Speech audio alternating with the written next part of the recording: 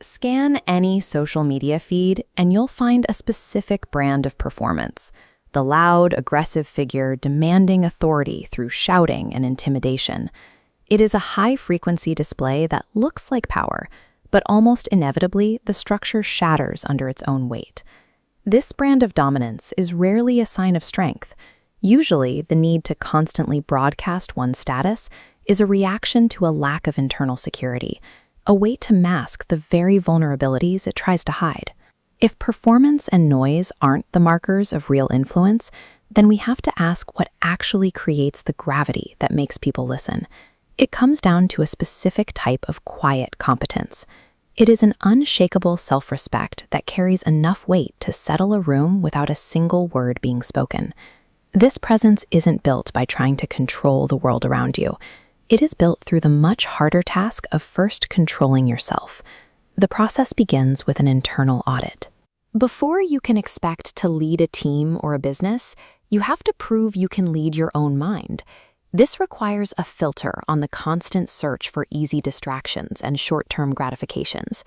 It means building the capacity to stay emotionally steady, even when the pressure begins to mount. Most of this work is invisible. It's the commitment to daily habits and execution that happens when there's no audience and no immediate reward. As that internal discipline takes hold, it naturally shifts into how you handle external setbacks. When things go wrong, the instinct for many is to find a target, a market shift, a single coworker, or a stroke of bad luck, and point the finger. But that reflex only hands over your power to something you can't control. Instead, the focus moves towards analysis. By viewing the breakdown as raw data, you can identify the specific point of failure and develop a technical solution that makes the entire system more resilient for the next time. By prioritizing the mechanics of the solution over the sting of the mistake, you create a mindset that is less reactive and more focused on the next move. Once you have a handle on your own reactions, your focus can shift outward toward the people you influence. We see people attempt to gain status by finding others to diminish. It's a shortcut used by those who don't have enough value of their own to stand out. Real influence works the opposite way.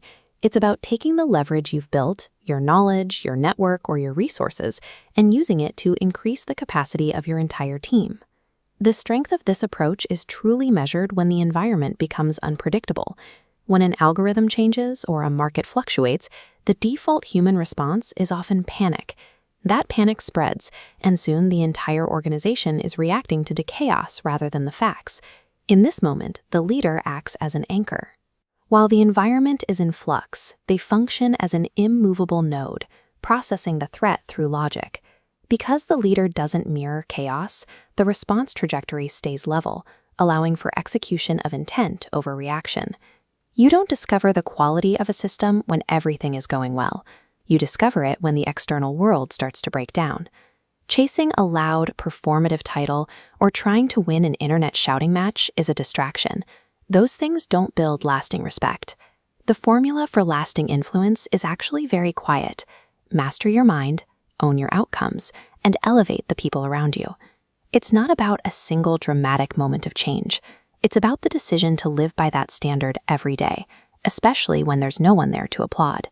To begin building that standard for yourself, subscribe and join us as we continue to map out the systems behind self-mastery.